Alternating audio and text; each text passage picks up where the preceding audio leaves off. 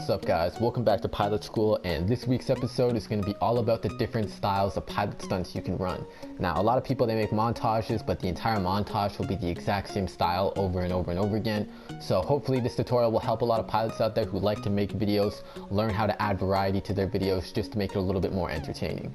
Alright, starting off, you got your gaps. Now it's pretty basic. You got your single gaps, your double gaps, your triple gaps, and your quad gaps. Anything after that, when you start to get to 5 gaps or more, you start to get into runs and other stuff like that, which we'll cover after. This is like the oldest form of pilot stunting. It's still around today. People still do gaps all the time. You're usually pretty easy, but you shouldn't look past the idea of doing gaps because, sometimes you could do something really hard that is just a couple of gaps. One of the hardest stunts I've ever done that I haven't even put on YouTube yet was just a double gap, just because it was one-winged, the size of the gaps and the way you got to hit them. So you should never look past them. There's always the possibility of finding something really hard and when you're just doing gap stunting. This is like the oldest thing that people saw on YouTube. Like, you were seeing this stuff on YouTube even long before I started YouTubing. I didn't start YouTubing for months after I started stunting. I was stunting like the first week the game came out. I didn't start YouTubing for months after that. Most people don't know why I started YouTubing. There's actually a huge story to why I started YouTubing that most people wouldn't expect. If you're curious what that is, you can ask down below and maybe we'll cover it in a Q&A or something. I don't know. But yeah, no, you should definitely not look past gap stunting. Usually, yeah, it is like the easiest stuff you'll see, but there is always the possibility of doing something really hard with just a limited amount of gaps. Alright, so now you got your runs. Now a run, like I said, it's 5 gaps and up. It's basically just getting from point A to point B and incorporating as many stunts into it as you possibly can, as many gaps as you can, as many tricks into it as you can. Sometimes you might overlap your own path. Sometimes it's just through and through from one spot to the other.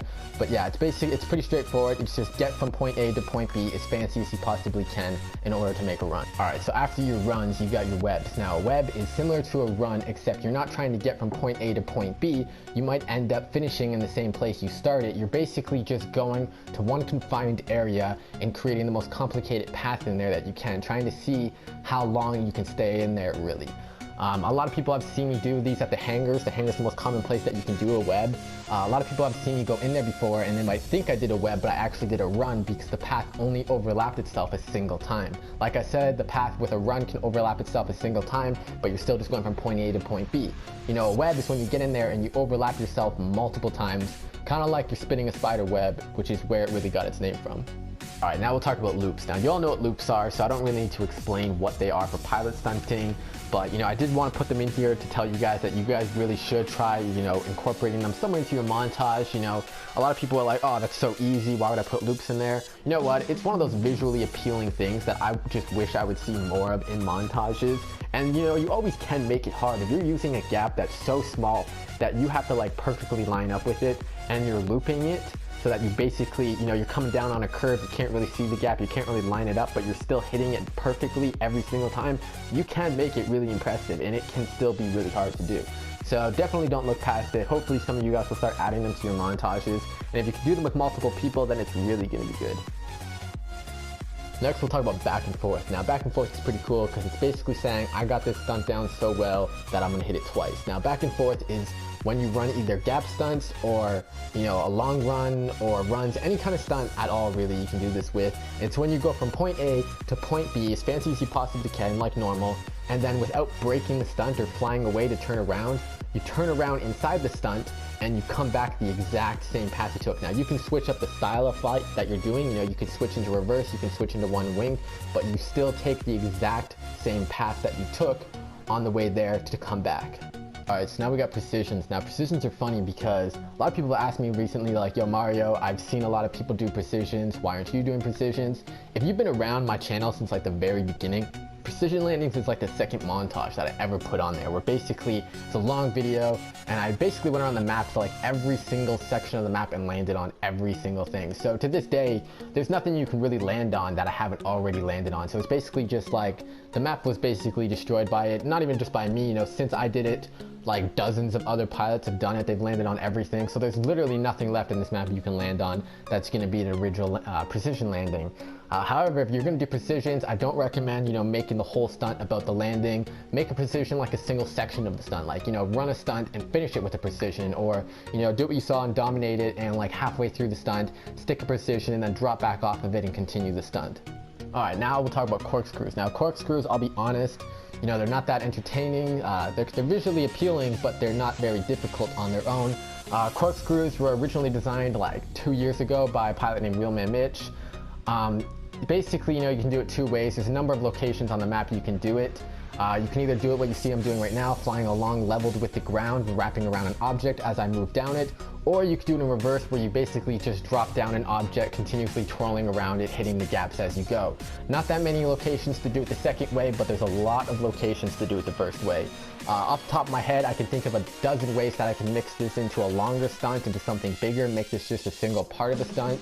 So on their own, you know, they might not be that awesome, but if you're really creative, then I do recommend trying to explore new ways to work this into bigger stunts, because then you can make something really awesome. Alright, this next one is carving. Now, it's basically where you take a row of objects and you're basically going to thread back and forth through them. Now, when you're doing this, you can't fly too far away, because if you fly away to turn around to come back and hit the next gap, then you're no longer carving it. Now you're just, you know, you're hitting a gap, turning around, hitting another gap, turning around, hitting another gap. So you have to be able to keep on threading from one to the other as close as you possibly can. And because you're trying to stay so close, you know, you're making a very dangerous turn. You know, the objects are usually right above you. Now, if you're doing this underneath a bridge or something, like one of the better locations to do it, you know, you have a very limited amount of time to turn. You know, you have to go very slow to do it, and you know, you can't completely turn into a knife flight to make the turn. So you're usually dragging one of your wings either on the ground or really close to the ground, and that's really where it got its name from, because it resembles snowboard carving so much. Alright, so we saved best for last. The last one is long runs. Now this is like the ultimate pilot stunt you can do here. Now this is really hard because regardless of what style of stunting you're doing, what style of flight you're doing, you know, you're usually mixing multiple styles into this one. There's a ton of switches. A long run is basically when you are doing a stunt that's like 3 minutes and up long. Like you're incorporating like 50 gaps into this thing, more maybe. You know, there's two on YouTube you can watch. You can watch Endless Flight, or you can watch Dominate It. They're both really awesome. One of them is like 8 minutes long with a mallard. The other one's like 5 minutes long with a laser. You know, these are like the ultimate forms of pilot stunting, because you basically have to master each and every stunt that you're going to do throughout it and be able to hit them first try every single time if you're going to sync it all together. Now, a long run is not a combination of a bunch of stunts being done in one clip. A long run is one long stunt. The entire thing is the same stunt. I've had a lot of people who made the same mistake. They would basically, they'll send me a video and be like, yo, check out this long run, and I go to watch it all excited, and then it's basically them hitting a stunt, flying somewhere, hitting another stunt, flying somewhere else, hitting a stunt. That's just like chain stunting. That's just, you know, you're doing a bunch of stunts and then you're just doing them all in the same clip. You know, long run means that it's all one stunt. Like you need to sync it. You need to go from one gap right into the next. Your flight can't be any free flight where you can drop a controller and, you know, still pick it up and be able to recover and not mess up the stunt. You know, a long run, it's like what you do coming out of the last gap needs to be perfect for you to go into the next gap. So a long run is one big stunt. It's not a couple stunts chained together. The whole thing has to be perfect. So it's really hard to do. There's only like 2 pilots in all of GTA 5 that are doing them, to be honest. So that's unfortunate. You know, back in San Andreas, there was a ton of pilots who used to do it. It was probably better on San Andreas because the map had so much stuff to work with. GTA 5 really limited us. So you really have to get creative. You have to use a lot of the same paths over and over when you do them. But you know, if you want to sit down and you want to practice one of them, my advice for doing it is, the way I do it is I'll basically, you know, I'll do a stunt and be like, hey, what can I add to this? And then if I can't find anything to add to it, I'll go back until I find a different path that I can take. And then I'll practice each section until I got it down. Like I'll make sure I have each section mastered.